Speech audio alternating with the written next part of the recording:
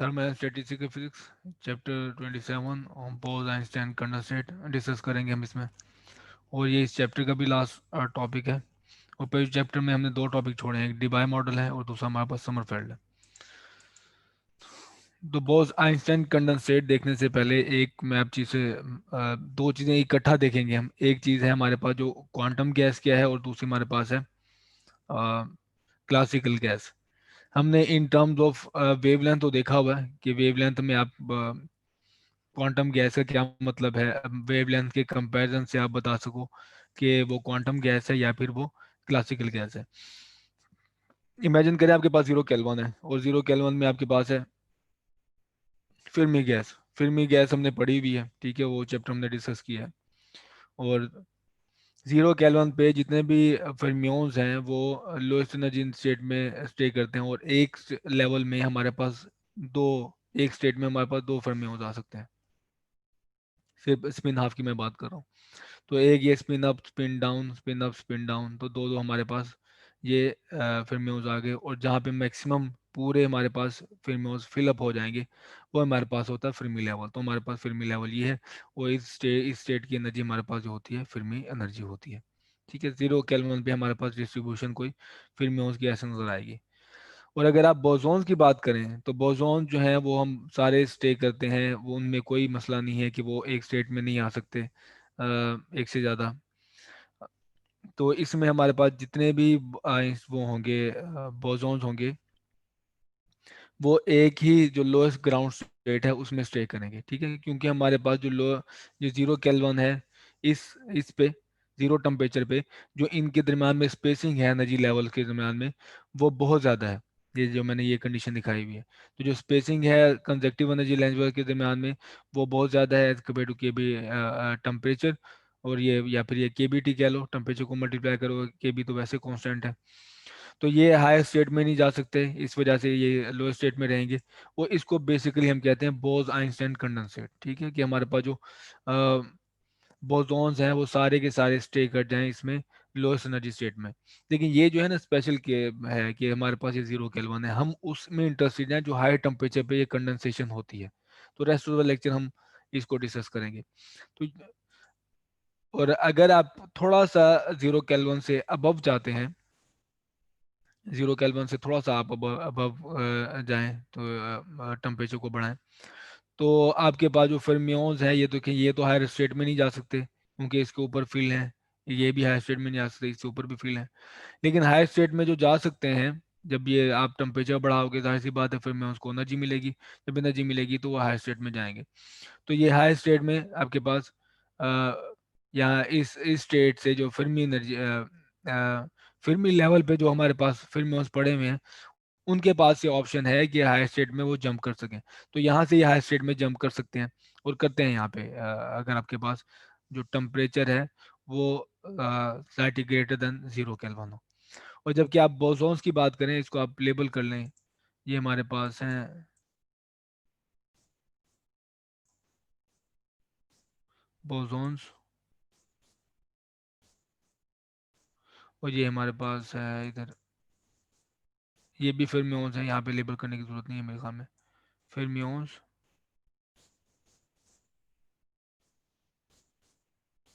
और ये है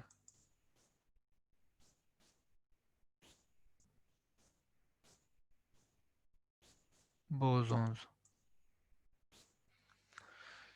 ठीक है, तो अब स्लाइटली ग्रेटर देन 0 केल्विन हमारे पास जो ये फर्मियोन्स हैं उनकी फर्मी लेवल से अबव आपको नजर आएंगी डिस्ट्रीब्यूशन जो चेंज हुई है।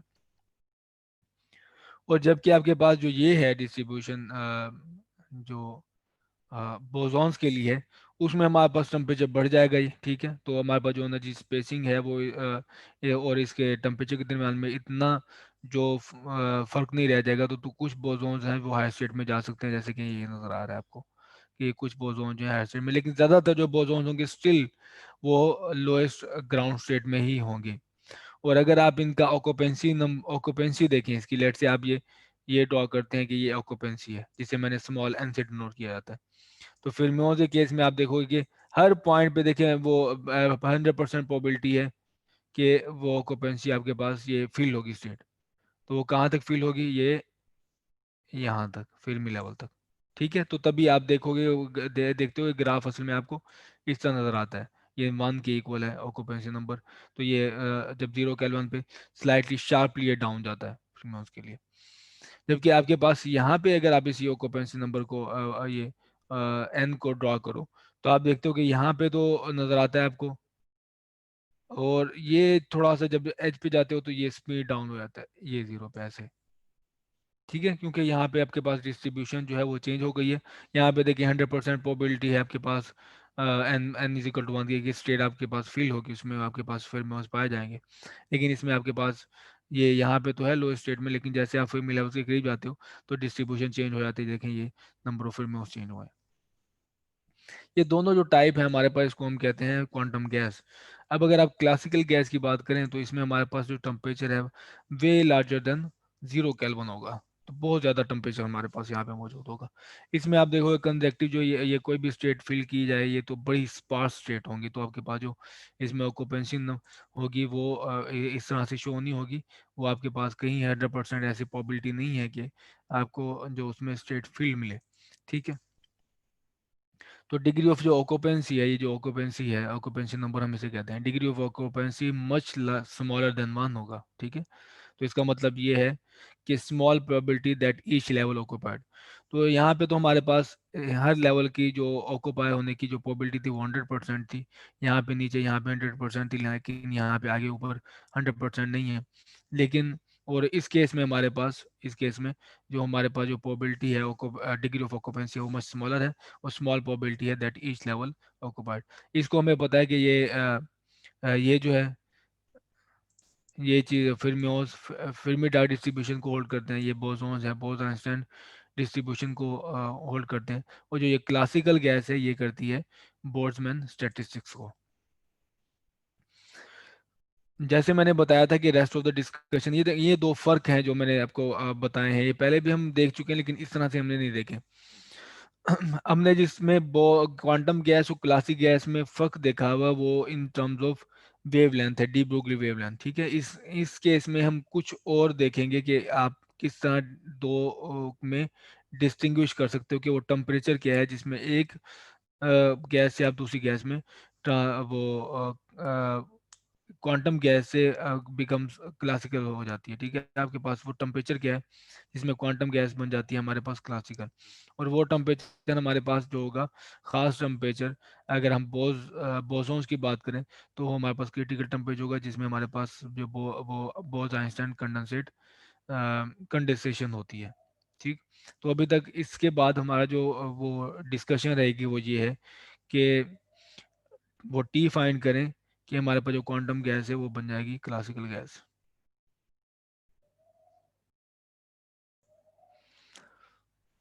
तो मैंने अब वो 0 केल्विन पे तो चलें ठीक है, वो था नज़र आ रहा था हमें कि वो सारे स्मॉल लो स्टेट में एज करेंगे। लेकिन अब हम देखेंगे कि वो अबव 0 केल्विन है, और उसके अबव 0 केल्विन का मतलब क्या है कि वो हम जिसे हम हायर टेम्परेचर कहते हैं। अब इमेजिन करें हमारे पास 1 क्यूब सेंटीमीटर का हमारे पास जो वॉल्यूम है एक या बॉक्स है उसमें। ठीक, उसमें हमारे पास है बोसॉन्स हैं। अब ये आपने प्रॉब्लम कई मरतबा सोल्व की हुई है 3 डायमेंशन की। 3 डायमेंशन ये इन्फिनिट स्क्वायर वेल है, और इन्फिनिट स्क्वायर वेल में की जो एनर्जी जो होती है वो होती है एच कर square pi square over 2 ml square. L हमारे पास यहाँ लेंथ है इसकी एक डायमेंशन की, जो कि 1 सेंटीमीटर है। और यहाँ पे होता है हमारे पास n square, n x square plus n y square plus n z square. ठीक है, तो मैं दो कंजेक्टिव लेवल का ग्राउंड स्टेट से हायर स्टेट में तो एनर्जी लेवल का डिफरेंस देख रहा हूँ, वो ये मिलेगा आपके पास। ये तो ग्राउंड स्टेट है, ठीक है, और ये हमारे पास है फर्स्ट एक्साइटेड स्टेट। अब इस फर्स्ट एक्साइटेड स्टेट और ग्राउंड स्टेट के दरम्यान में जो गैप है वो बहुत स्मॉल है। अगर आपके पास जो 1 सेंटीमीटर क्यूब जो है ये देखिए ये है माइक्रोस्कोपिक, ये है, ये हमारे पास जो लेंथ है ये माइक्रोस्कोपिक लेंथ है। ये आप आंख से देख भी सकते हो और मेजर भी कर सकते हो। इस केस में देखिए लेंथ ये बहुत ज़्यादा होगी, आप इसका स्क्वायर ले रहे हो, जबकि ये जो एच कट स्क्वायर है ये तो बहुत ही कम वैल्यू है, ये 10⁻⁻64 है गालबन। तो ये जो गैप होगा दोनों के दरम्यान में बहुत ही कम होगा। तो इस केस में जो ट्रांजिशन है वो आसानी से हो सकती है कि सारे के सारे बोसोन हैं वो ग्राउंड स्टेट में स्टे नहीं कर सकते, वो हायर स्टेट में भी जा सकते हैं, क्योंकि और चूंकि हमारे पास जो एनर्जी है वो बहुत ही स्मॉल गैप है। लेकिन हम समहाउ एक चीज़ मैनेज कर सकते हैं, वो ये है कि अगर हम टेम्परेचर ज़्यादा कर लें, टेम्परेचर कम कर लें, कि स्टिल जो ये रिलेशन है वैलिड रहे। तो ये हम अब ये इस स्मॉल, इवन दो इस स्मॉल वैल्यू के लिए भी कि बहुत जो कम है, आप वैल्यूज पुट करोगे तो आप देखोगे कि इसमें वैल्यू क्या आती है, लेकिन ये स्मॉल के लिए भी अगर हम ये कंडीशन सक्सेसफुल कर लेते हैं, कंडीशन फुलफिल कर लेते हैं, तो आपके पास बोज आइंस्टाइन कंडेंसेशन हो सकती है। और ये टेम्परेचर बहुत ही लो है, वो 10⁻15 केल्विन है। ठीक है। जबकि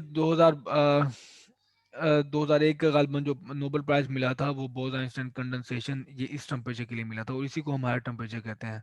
ये नैनो केल्विन, ठीक है, 10⁻⁹ केल्विन, ये हमारे लिए हायर टेम्परेचर है।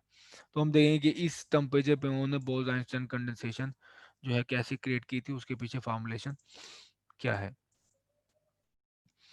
आप अगर आप यही बॉक्स या इसी को इमेजिन करें तो आपके और जो जो भी इसमें एटम्स हैं, जो बोसॉन्स हैं, वो ये मैंने डॉट से शो किए हैं, ठीक है।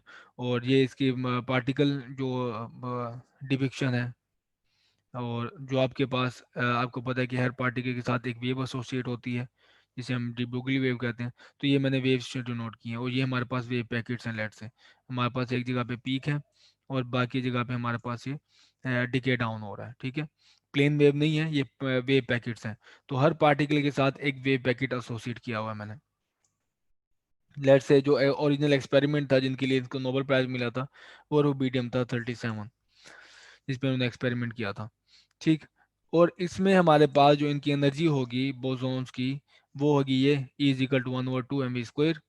और अगर आप बात करें इसमें इसकी इक्विपार्टीशन थ्योरम की, तो इक्विपार्टीशन थ्योरम के मुताबिक जो इसकी एनर्जी है इन टर्म्स ऑफ टेम्परेचर, वो 3/2 kBT है, क्योंकि ये 3 डायमेंशन है। यहाँ पे 1 डायमेंशन नजर आ रहा है आपको, 3 डायमेंशन नजर आ रहा है।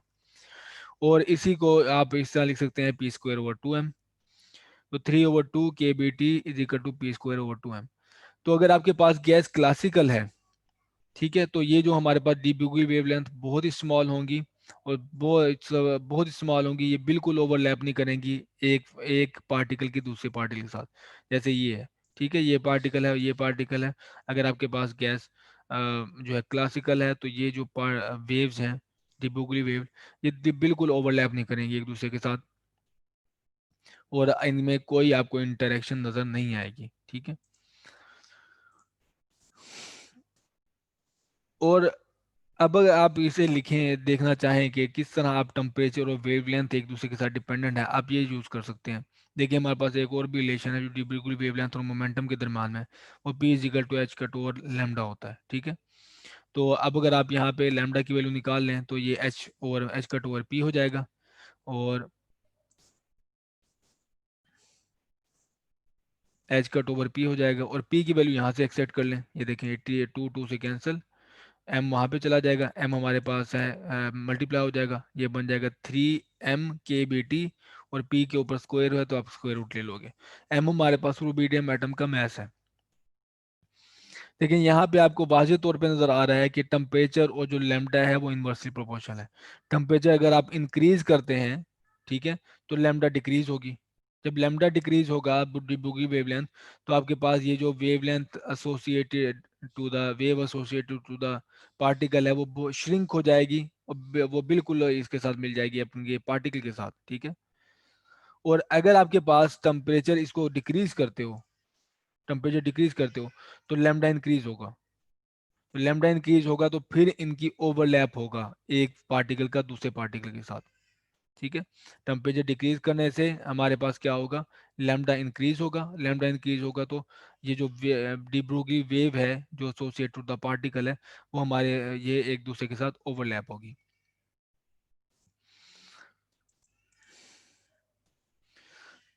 अब हम वो देखना चाहते हैं वो क्या रेडियस है, क्या डिस्टेंस है इन दोनों के दरम्यान में। वो एक अगर ये जो सिनेरियो है, इसमें इस केस में हमारे पास दो पार्टी के दरम्यान में क्या डिस्टेंस होना चाहिए कि ये जो डीप बुगी वेवलेंथ है, ये जो पूरी गैस है हमारे पास, क्वांटम से क्लासिकल बन जाए, क्लासिकल से क्वांटम बन जाए, ठीक है। तो उसके लिए मुझे लेना होगा कि इसका वॉल्यूम क्या है, और वॉल्यूम को कंपेयर करना होगा या डिस्टेंस को कंपेयर करना होगा मुझे लैम्डा से। तो मैं ये लेता हूँ, ये हमारे पास है एटम्स, जो डेंसिटी है हमारे पास, number density, atoms per unit volume, तो यूनिट हमारे पास यहाँ पे सेंटीमीटर क्यूब है। तो number of atoms per unit volume है। तो यहाँ से आप ले सकते हैं कि volume occupied by each atom, वो क्या है, volume occupied by each atom, वो ये 1 सेंटीमीटर है। तो यहाँ पे भी आपके पास है कि इसको आप कर दें, ये एटम्स अगर आपने लेना हो एक एटम का, तो आपके पास जो एक एटम का जो वॉल्यूम होगा, आप इसको इन्वर्स कर दोगे, तो volume occupied by each atom आ जाएगा आपके पास। एक एटम जितना वॉल्यूम ऑक्युपाई करता है हमारे पास, वो ये है। इधर से आप और आप इमेजिन करें इसको, सपोज कर सकते हैं कि आपके पास जो एक एटम है वो स्फेयर की शक्ल में है, तो स्फेयर, इस एटम का जो स्फेयर का वॉल्यूम है वो ये है, जबकि कैलिग्राफिक आर जो है उस एटम का रेडियस है, ये एटम है, ठीक है, इस एटम का जो रेडियस है वो है स्मॉल आर, ठीक है। तो 3/4/3 पाई r³ is equal to 1/n। तो ये हमारे पास एक एटम जितना वॉल्यूम ऑक्युपाई करता है रेडियस के टर्म में, और ये हमारे पास है नंबर डेंसिटी की टर्म में। यहाँ से आप कैपिटल ये कैलीग्राफिक आर फाइंड कर सकते हो। तो यहाँ से आप थोड़ी रीअरेंज करोगे, 3 और 4, 3 यहाँ पे डिवाइड हो रहा है, यहाँ जाके मल्टीप्लाई हो जाएगा, 4 यहाँ पे मल्टीप्लाई हो जाएगा, और पाई यहाँ पे मल्टीप्लाई हो रहा है, यहाँ जाके डिवाइड हो जाएगी। तो 1/क्यूब रूट लोगे तो आपके पास ये आ जाएगी वैल्यू। तो यहाँ पे देखिए हमारे पास डिस्टेंस और उसका रिलेशन आ गया। अब हमारे पास केस है कि जो हमारे पास क्वेश्चन था कि ये डिस्टेंस है, हमारे पास एक रेडियस है इसका एटम का, ठीक है, और अगर हमने इसके दिमाग में कंपेयर करना है कि कब ये हमारे पास क्लासिकल से गैस क्वांटम बन जाती है, तो ये अगर आपके पास आर जो है वो मच लार्जर देन लैम्डा है, तो आपके पास ये क्लासिकल गैस होगी। और अगर हमारे पास क्वांटम गैस है, तो ये दोनों एक दूसरे के प्रोपोर्शन में होने चाहिए, ठीक है, इक्वल होने चाहिए या फिर लेसन ग्रेटर देन होने चाहिए लैम्डा। तो जो आपके पास ये रेडियस है एटम का, अगर उससे वेवलेंथ, जो वेव है हमारे पास वेवलेंथ, वो लार्जर है, तो हमारे पास क्वांटम हो जाएगी या इक्वलेंट है। और अगर हमारे पास जो रेडियस है वो मच लार्जर देन वेवलेंथ से, तो ये हमारे पास क्लासिकल गैस हो जाएगी। अब इसको आप ये हमारे पास लैम्डा ये आ गया था, लैम्डा का रिलेशन मेरे पास ये है,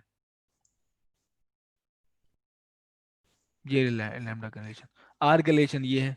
इन दोनों को मैं अब इक्वेट करूंगा, ठीक है, वो लिमिट फाइंड करने के लिए। तो ये मैंने कंडीशन अप्लाई की इसके ऊपर, ये आर की वैल्यू आ गई, ये हमारे पास है लैम्डा। तो इसको रख के आप कुछ सॉल्व करोगे, तो आपके पास ये रिलेशन आ जाएगा, ठीक है, और इसको हम कहते हैं क्वांटम कंसंट्रेशन। कि जब आपके पास जो नंबर डेंसिटी है वो मच लार्जर देन, जो much smaller than this value हो जाए, तो इसे हम कहते हैं क्वांटम कंसंट्रेशन है। जिस तरह हमारे पास वो कोई भी लिक्विड कंसंट्रेशन होती है, इसी तरह हमारे पास ये क्वांटम कंसंट्रेशन है। आप इसे थोड़ा सा और मसाज करोगे, सिर्फ ये अलजबरा है कि यहाँ पे हमने टी की वैल्यू एक्सट्रैक्ट करनी है, तो टी की वैल्यू एक्सट्रैक्ट करोगे तो आपके पास ये टेम्परेचर आ जाएगा। ये टेम्परेचर है, ये कंडीशन है जो आपके पास है। देखें, ये रूबीडियम एटम का ये मैस आ गया, और बाकी आपके पास ये नंबर डेंसिटी है, के बी कॉन्स्टेंट है, एच कट स्क्वायर है, और ये 3 है। तो अगर आपके पास ये कंडीशन आती है इस टेम्परेचर पे, ये कंडीशन जब होल्ड करता है, तो आपके पास जो क्वांटम बोस गैस है वो बन जाती है, क्वांटम गैस बन जाती है, और आपके पास बोज आइंस्टाइन कंडेंसेशन नजर आने लग जाती है, ठीक है। सारे के सारे जो एटम्स हैं आपके पास ग्राउंड स्टेट में चले जाएंगे, सारे के सारे जो बोसॉन्स हैं वो चले जाएंगे ग्राउंड स्टेट में, ठीक। और होगा क्या बेसिकली, कि जो एक इंडिविजुअल पार्टिकल के जो वेव फंक्शन थे वो ओवरलैप करना शुरू हो जाएंगे, ठीक है। जैसे कि ये प्रोजेक्टिव है, ये ओवरलैप करना शुरू हो गए। पहले इनके जो वो वेव फंक्शन थे वो ओवरलैप नहीं कर रहे थे, ठीक है, सब एक दूसरे से सेपरेट थे इस कंडीशन क्लासिकल गैस में। लेकिन जब इनके वो ओवरलैप करना शुरू हो जाएंगे, जो क्या है वेव फंक्शन, तो पूरा सिस्टम सिर्फ एक ही वेव फंक्शन से डिस्क्राइब किया जा सकता है, जो कि आपके पास ये है।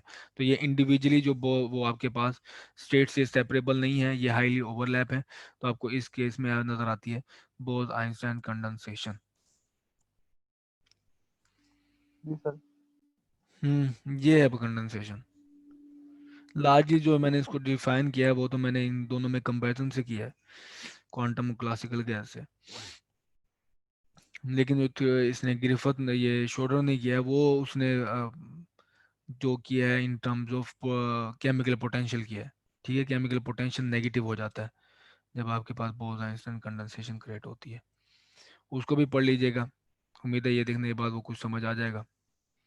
उसकी जो डिस्कशन है वो in terms of chemical potential है। मैंने यहाँ पे केमिकल पोटेंशियल का वर्ड यूज़ नहीं किया, लेकिन ये इसमें कोई डाउट नहीं है कि वो ज़्यादा अच्छा है, ज़्यादा अच्छी डिस्कशन है। यहाँ से कोई क्वेश्चन? No sir.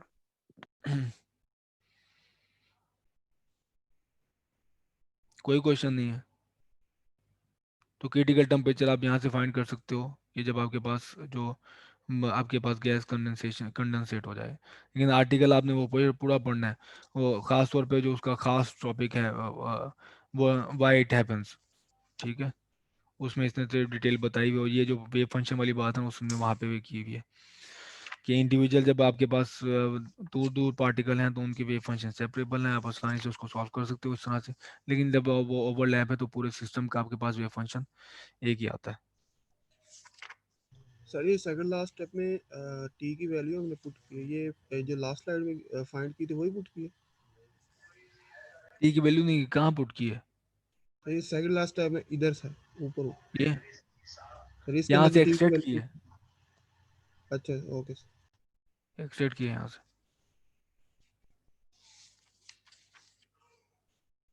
आप इसको देख लेना, जब रहा है ये वेरीफाई कर लेना इसको, ये सही है नहीं सही। अच्छा, आप आ जाओ उसके ऊपर, पहले चैप्टर नंबर 3 कर लें, सर ये क्रिटिकल टेम्परेचर क्या होता है? जिससे वो आपके पास जो वो सारे के सारे जो एटम्स, सारे सारे जो बोसॉन्स हैं, इस केस में हम जो पहले बोसॉन लेते थे ना, वो हम इंडिविजुअल पार्टिकल लेते थे, याद है कि जी। फोटॉन्स हैं जैसे। ठीक है, लेकिन इस केस में हमने जो बोसॉन लिया वो पूरा एटम लिया है, पूरा यस मीडियम सर। एटम। ठीक है, इसमें ये डिस्कशन में बहुत फर्क है, और इस वजह से जो वो डिस्कशन की है शोडर ने वो कॉम्प्लिकेटेड है। अम, वो इसने आखिर में बचा के रखा हुआ था। ये क्रिटिकल टेम्परेचर वो टेम्परेचर है जिसमें सारे के सारे जो मीडियम जो एटम हैं या बोसॉन्स हैं वो ग्राउंड स्टेट लो स्टेट में चले जाते हैं। ठीक है, और ये नॉन जीरो टेम्परेचर है इस केस में। या फिर आप इसको in terms of chemical potential देखना चाहो तो आप ये इसको देख सकते हैं यूं, जो इसने डिस्कशन मैंने आपको बताया की हुई है वो ये है। अगर आपके पास ये इंक्रीजिंग डायरेक्शन ऑफ ये है केमिकल पोटेंशियल है डिवाइड बाय के टी, आप यहाँ पे ड्रॉ कर रहे हो, तो ये आपके पास एक्सिस है टेम्परेचर का। ठीक है, ये टेम्परेचर है। तो एक पॉइंट आएगा, वो क्या होगा कि आपके पास जो वेव वो है अ, सारे के सारे जो एटम्स हैं वो ग्राउंड स्टेट में रहेंगे, ग्राउंड स्टेट में रहेंगे, ग्राउंड स्टेट में। तो जैसे आप टेम्परेचर इंक्रीज करते जाओगे तो फिर एक पॉइंट आएगा जब वो ग्राउंड स्टेट में नहीं रहेंगे। ठीक है, तो वो ये होगा। तो ये जो पॉइंट है ना, ये जो पॉइंट क्या है ये इस टर्न होता है? यहाँ ये क्रिटिकल टेम्परेचर है। ठीक है। ठीक है, अब अगर आप अब आग ऊपर से जाओ, यानी कि इंक्रीजिंग टेम्परेचर काफ़ी ज़्यादा है और डिक्रीज करते जाओ, तो फिर क्रिटिकल टेम्परेचर क्या होगा जिसमें सारे सारे एटम जो हैं वो उस टेम्परेचर के बाद ग्राउंड स्टेट में नजर आएंगे आपको। चैप्टर नंबर 3 देखो, 3। ठीक है, लिख लो ये चीज़ें। सर वो मैं बुक लेके आया हूँ सर, आपने कहा था बुक तो मैं ले आया हूँ वहाँ पे। हाँ, ये निशान लगा लो इसके ऊपर, जो मैं वो बता रहा हूँ इसके ऊपर क्रॉस लगाते जाओ, ये नहीं करने। ठीक है, मैं वो बताऊंगा ठीक है जो सर। नहीं करने। Starting from 3.1। Problem number 14, 15, cross लगाओ इस पे। सर कौन से ओके, चैप्टर के? 3 3। सर वो 14 और 15 तो सर वही था जो आपने अभी पूछा कुछ देर पहले। यार जो भी है निशान लगाओ इसके ऊपर, 14 पे क्रॉस करो, 15, ये 3 नंबर चैप्टर एक हाँ 3, चैप्टर नंबर 3 है। Okay sir. ये सर 14, 15। और 15, 18,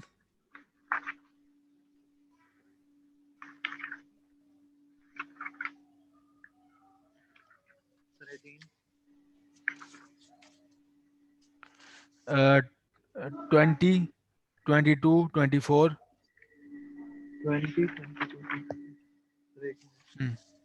20, 22, 22, 24, 24, 25, 26. 25, 26. Yes, sir. सर ये टॉपिक बता दीजिए, मैकेनिकल इक्विलिब्रियम आ गया ना नेक्स्ट वाला? हाँ हाँ वही है, ठीक है मैकेनिकल एक्टिविटी। 34 ये भी क्रॉस कर दो। जी सर। 34, 37, जी सर। 37, 38, ये 39 याद करो, मेरे ख्याल में क्लास में भी हमने किया हुआ है, और ये ना इंटरेस्टिंग प्रॉब्लम है 39 वाला। सर ये 38 भी क्रॉस करने हैं ना? हाँ 38 भी क्रॉस करना है। और 39 तो Thir- सर लास्ट वन है ना इस चैप्टर का? हाँ लास्ट, ये इंटरेस्टिंग प्रॉब्लम है, क्लास में भी हमने किया था। तो इसमें कनेक्टिविटी है 32 की। हम्म, हाँ अच्छा। अब आ चैप्टर जाओ 6। छठे चैप्टर पे, हाँ 6 पे।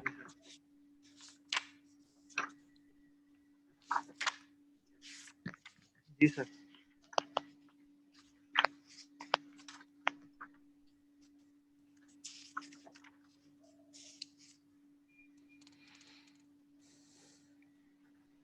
प्रॉब्लम नंबर 1 रहने दो, प्रॉब्लम नंबर 1 क्रॉस कर दो, 9 क्रॉस कर दो, सर एक मिनट। यस सर 1 बताएं। 9। जी सर। 21 क्रॉस कर दो, 22 क्रॉस कर दो, 21, 22, सर 20 नहीं? 20, नहीं नहीं 21 और 22। Okay sir. 20 तो यार अल्लाह के बंदे वो है सिंपल यस सर वो हार्मोनिक करवा रहा मोशन हूँ। यस ऑसिलेटर, ये तो करना है हमने काफी। सीरीज अच्छा वाले। 27, 28, 30 ये क्रॉस कर दो, 27, 28, 30, यस सर।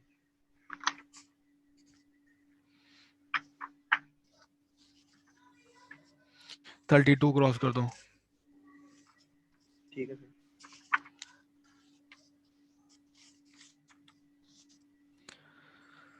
34 क्रॉस कर दो, 39 कर दो, 40 कर सर दो, सर एक मिनट। सर 34। 39, 40, सर 39 से पहले क्या है? 38 है at room temperature what fraction of the nitrogen नहीं नहीं सर मॉलिक्यूल। मैं कह रहा हूँ 39 से पिछला कौन सा था जो क्रॉस करना है? 34। 34 है। ठीक है 39 क्रॉस कर दो, 40 क्रॉस कर दो, यस सर।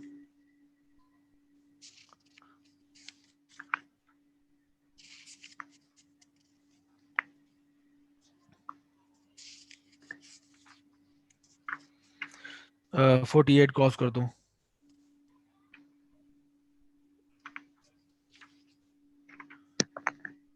48 कर दिया, यस सर। 51, 53,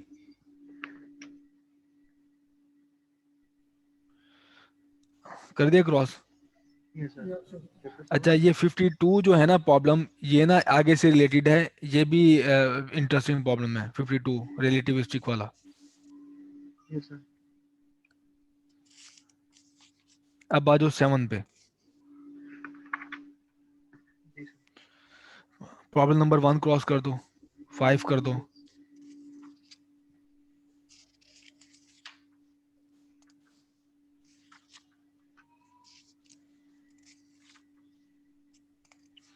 12 क्रॉस कर दो, प्रॉब्लम नंबर 12 क्रॉस कर दो, 16 कर दो,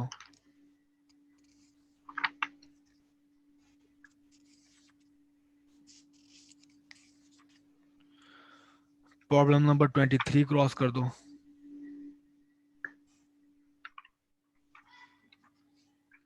23 सर।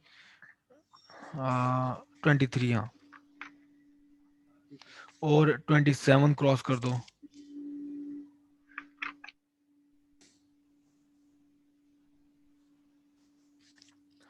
और ये जो समरफील्ड एक्सपेंशन है, ये जी पूरा सर। टॉपिक हमने नहीं किया, याद है?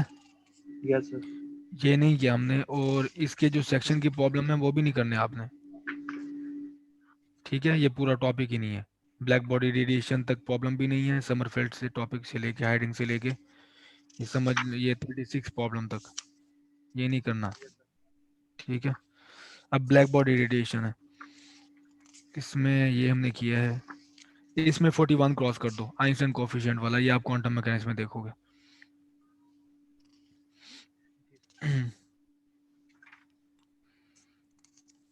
और ये भी मेरे ख्याल में क्वांटम 2 में है। 41 क्रॉस कर दिए। Yes sir. 48 क्रॉस कर दो। 49 क्रॉस कर दो। 50 कर दो। 48, 49 और 50। यस चैप्टर 7 पे ही है ना? जी सर। अब वो सर फोटोन escaping वाला। हाँ, अच्छा। 53 भी कर दो, हॉकिंग रेडिएशंस।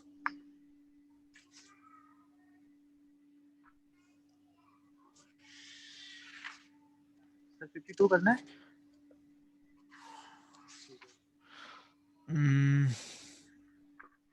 हाँ करना है, ये तो छोटा सा प्रॉब्लम है। 56 क्रॉस कर दो। डिवाइस सारा नहीं 56 वो। क्रॉस कर। हाँ, अब डिबाई जो है वो नहीं किया हमने, डिबाई, और ये डिबाई भी नहीं, और इससे रिलेटेड प्रॉब्लम भी नहीं, ठीक है? तो ये यस। प्रॉब्लम है तकरीबन, ये स्पिन वेव वाली इसकी प्रॉब्लम है 64। तो यहाँ तक नहीं करना। अब सीधा आओ बोज आइंस्टाइन कंडेंसेशन पे। पहले तो आपके पास सही एक ऐसा ये होगा, टास्क होगा कि इसको पढ़ना है अच्छे से, इसको अंडरस्टैंड करने की कोशिश किया, और खासतौर व्हाई डज इट हैपन, वो जो मैंने लेक्चर दिया इसका। अच्छा,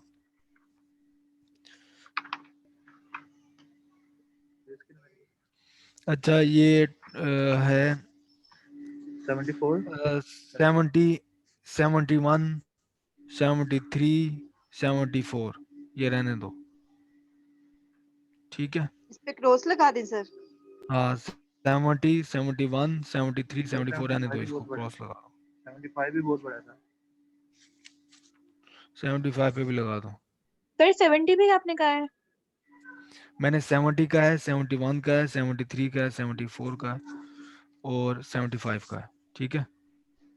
अगेन ये 72 जो प्रॉब्लम है ना, ये 2 डायमेंशनल बॉक्स है, और ये भी इंटरेस्टिंग है, ठीक है?